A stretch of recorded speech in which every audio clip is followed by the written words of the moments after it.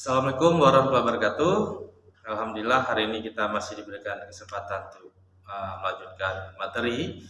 Materi kali ini kita akan membahas terkait dengan ERP (Enterprise Resource Planning), fokusnya pada modul-modul yang ada di dalam ERP itu sendiri. Jadi sebelumnya saya perkenalkan diri dulu, nama saya M. Bayu Wibawa. Nah, jadi langsung saja kita membahas terkait dengan modul-modul yang ada di dalam ERP ya. Nah, tapi sebelumnya saya ingin menjelaskan sedikit terkait dengan bisnis ya. Bisnis bukan hanya bangunan, mesin ataupun uang ya, tetapi merupakan gabungan manusia, mesin, uang dan sebagainya. Kenapa? Karena untuk membangun sebuah bisnis atau menjalankan bisnis itu ada keterkaitan antara satu komponen dengan komponen lainnya. Ya, teknologi tanpa manusia juga tidak dapat berjalan. Ya, manusia untuk mengembangkan sebuah perusahaan tanpa ada teknologi juga bukannya tidak bisa, tapi akan sulit ya, apalagi zaman sekarang ini kita sudah menggunakan teknologi untuk membangun sebuah perusahaan ya. Kemudian bisnis juga menggunakan sumber daya untuk menghasilkan produk dan jasa, yaitu tanah, tenaga kerja, dan modal serta sebagainya. Nah, ERP ini sendiri di dalam sebuah perusahaan berfungsi untuk membantu manajemen untuk merencanakan sumber daya manusia yang dimiliki perusahaan secara efektif dan efisien, bahkan lebih untuk menjadikan lebih produktif lagi yang ada dalam sebuah perusahaan.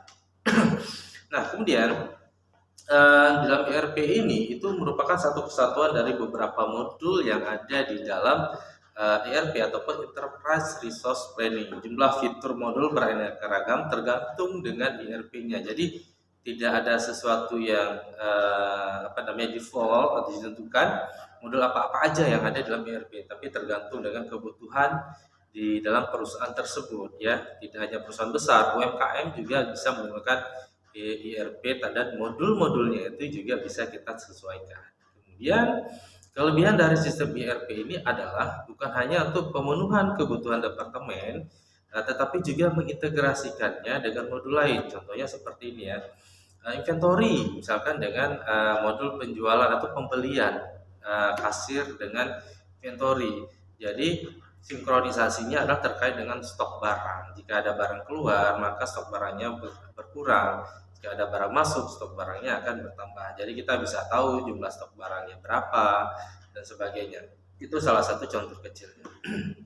Nah, untuk evolusi ERP ini saya tidak akan menjelaskannya terlalu detail karena di sini kita tidak banyak waktu untuk menjelaskannya di sini ya. Jadi pada tahun 1960 itu ada material namanya recruitment planning. Di sini sistem ini untuk menghitung rincian jumlah bahan baku, bahan mentah yang akan digunakan untuk menghasilkan dalam produksi ya, dalam perusahaan. Jadi rinciannya itu harus detail sekali untuk dapat menghasilkan berapa sih jumlah bahan bakunya, bahan mentahnya, biaya yang dikeluarkan berapa dan sebagainya. Kemudian pada tahun 1970-an itu ada namanya closed loop MRP ya.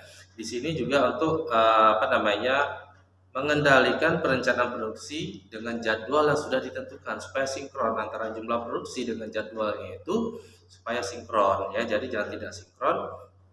Oleh karena itu di sini closed loop MRP ini berfungsi untuk perencanaan produksi yang sudah disesuaikan dengan jadwalnya.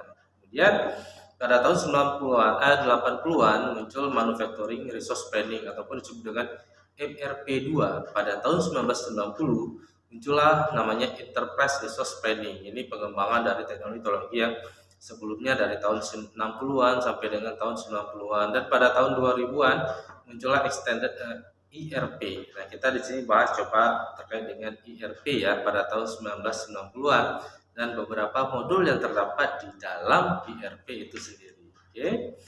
Nah, yang sudah pasti dalam sebuah perusahaan itu ada yang namanya bisnis proses perusahaan ya. Bisnis prosesnya itu merupakan circle atau lingkaran yang dilakukan dalam sebuah perusahaan mulai dari perencanaan, produksi, kemudian sampai dengan barang itu dikeluarkan dan diterima oleh customer. Kemudian jika ada customer masukan ataupun komplain pesanan dari customer itu akan dievaluasi lagi apa sih kekurangannya, kemudian apa sih yang dipesan, apakah itu barang baru ataupun barang yang lama. Jika barang baru maka akan dievaluasi lagi, Jika barang lama itu akan langsung dicetak, kemudian dikaji, kemudian dikirim. Jadi makanya dalam sebuah sistem itu ada yang namanya Q&A ya. Di situ ada pertanyaan-pertanyaan yang mungkin ataupun hal-hal yang tidak diketahui oleh konsumen, maka bisa bertanya di situ. Oke, di sini singkat saja.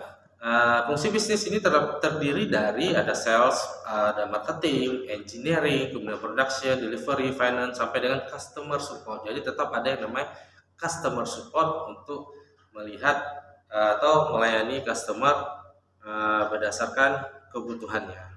Kita lanjut. Yang pertama kita coba bahas terkait dengan ERP yang berkaitan dengan sumber daya manusia ataupun human resource ya.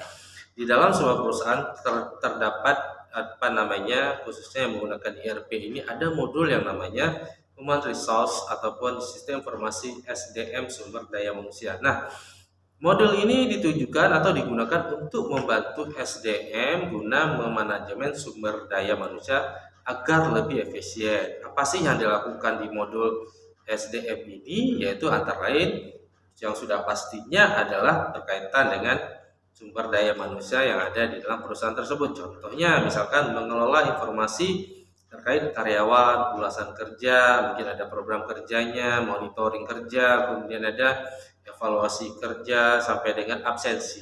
Nah, dan yang paling penting adalah dalam modul SDM ini yaitu sub modul berkaitan dengan penggajian ya. Penggajian berfungsi mengelola gaji, kemudian laporan pembayaran dan sebagainya ya.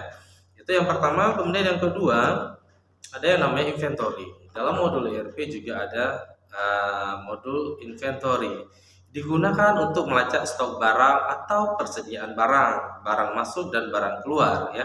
Kemudian digunakan juga untuk unit master, pelaporan stok barang dan lain-lain. Inventory ini biasanya berkaitan dengan stok barang ya, stok barang masuk, barang keluar, jumlah barang yang tersedia, kemudian berikut dengan laporan stok barangnya. Kalau misalkan nanti barangnya itu yang bersifat ada expire-nya, tanggal berapa yang mau expire, itu sudah langsung ada di dalam inventory. Kemudian yang ketiga itu ada sales and marketing. Nah, ini bagian daripada customer support juga tadi ya. Proses penjualan secara umum mencakup proses seperti permintaan penjualan. Nah, ini saya sampaikan tadi sebelumnya ya, ada permintaan penjualan, kemudian analisis ini dilakukan jika ada permintaan baru, barang baru, itu permintaannya juga perlu dianalisis. Jika itu baru, maka dianalisis dulu seperti apa, baru untuk diproduksi. Kemudian ada penanganan pertanyaan. Ini merupakan salah satu layanan support bagi customer ya. Ini sangat baik sekali, artinya kita tidak hanya menjual tetapi juga melayani pertanyaan-pertanyaan yang diberikan oleh dari customer ya. Kemudian di sini ada menerima pesanan penjualan, menyusun faktur penjualan dengan perpajakan yang benar, sampai dengan pengiriman bahan atau layanan, melacak pesanan penjualan tertunda. Jadi sampai dengan monitoring barang itu sudah sampai mana. Oke, ini salah satu modul yang yang ada dalam ERP, yaitu sales and marketing. Nah, untuk hari ini kita cukup membahas 1, 2, 3 modul ya, yaitu human resource, inventory, dan sales and marketing. Nah, selanjutnya nanti pertemuan yang berikutnya itu part 2, masih ada 3 atau 4 modul lagi yang perlu kita bahas. Oke, untuk hari ini saya akhiri dulu. Assalamualaikum warahmatullahi wabarakatuh.